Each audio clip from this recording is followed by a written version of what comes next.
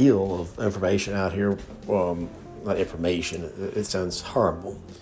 And that's actually what we need to get rid of. I was talking to a friend several months ago, and he was talking about I don't know. We've always been kind of the same. Gary was his name. He perceives himself, and rightly so, I believe. I think we all are. A amateur philosopher. I think what he means by that is a mystic. That makes perfect sense. The things that he has said, and a good friend he is, and he shares my middle name, Gary. But really an interesting guy. I recall some things that he said. One thing that he said that I thought was really helpful to me was like, you feel like your parent, your dad, your mom, whatever. The illustrations, the images that he would use were fantastic. The one that he said to me was, you feel like when somebody has broke your legs and then laughed at you while you hobbled around on crutches, kind of thing.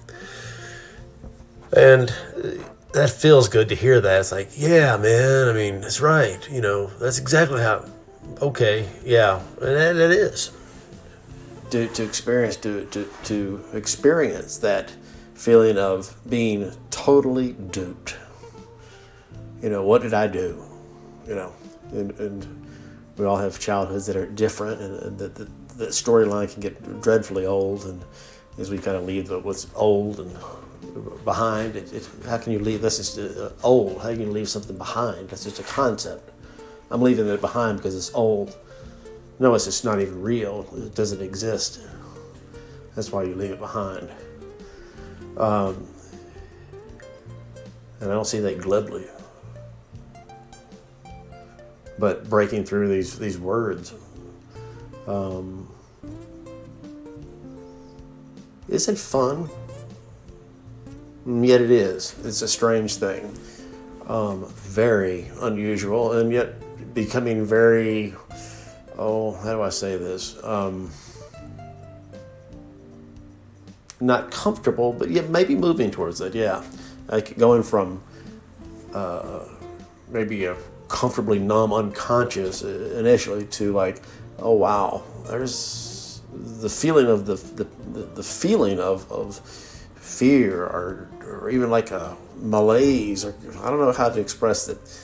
It's like there's the sensation within the body, that what you would say, okay, that feels like anxiety, but it would feel like it. At the same time, if you were to, with the tingling sensation of almost like a panic, that if you were to give somebody tickle somebody, their face would immediately turn to just laughter. You can feel that in the body, kind of an oscillating. It's not terribly unusual, really, because it happens every day. Millions of people do this. What is it called? Something in the East. Sansari. Jesus would call it repenting. And when Jesus is repenting, he's talking about awakening.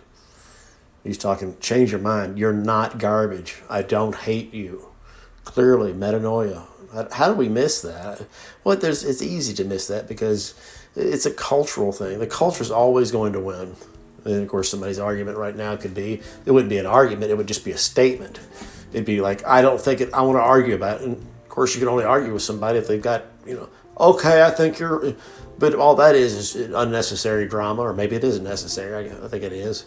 Where we get into all of that and, and play this game of impasse, this game of chess at impasse. Kick the ball around, kick it down the street, kick the can.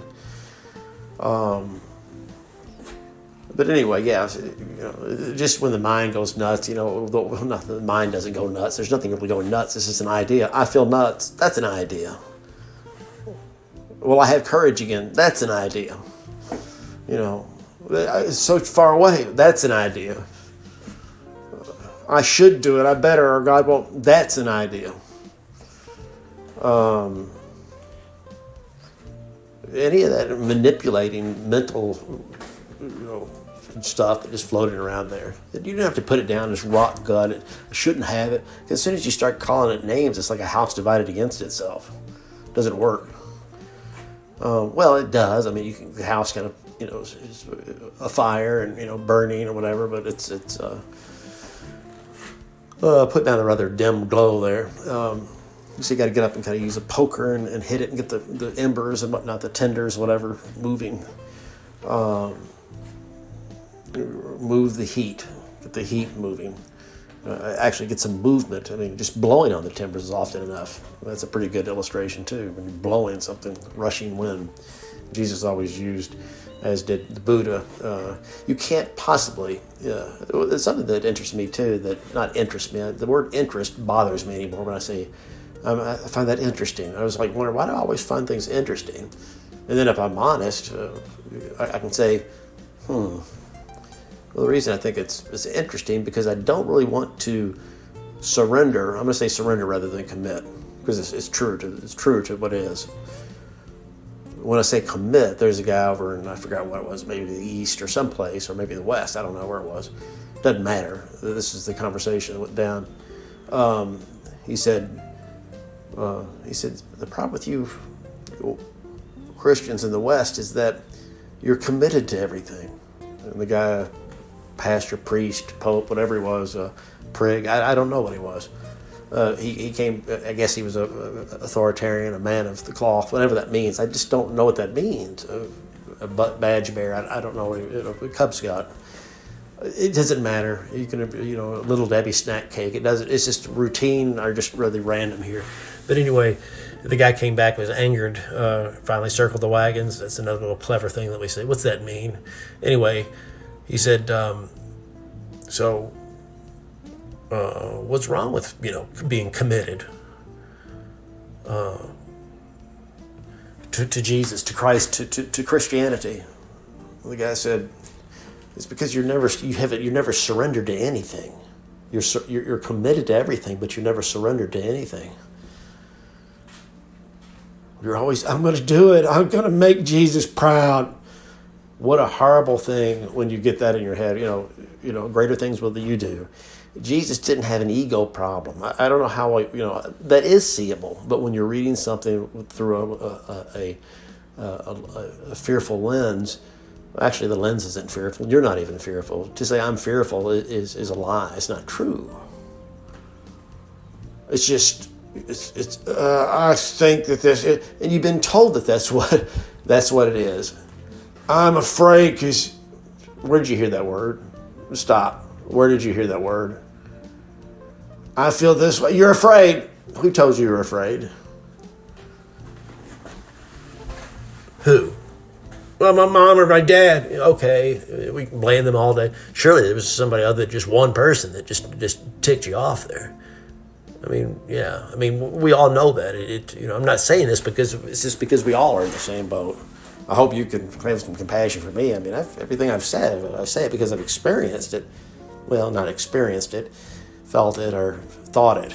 Maybe more of a thought, a mind form, reacting to just it's just a thought. If you don't, you look it up. I mean, you could look up, like Martin Luther, not Martin Luther Jr., Martin Luther Jr., but he took the fragments of the whole, the best of what Martin Luther there did, the Reformation, but moving on. Martin Luther, he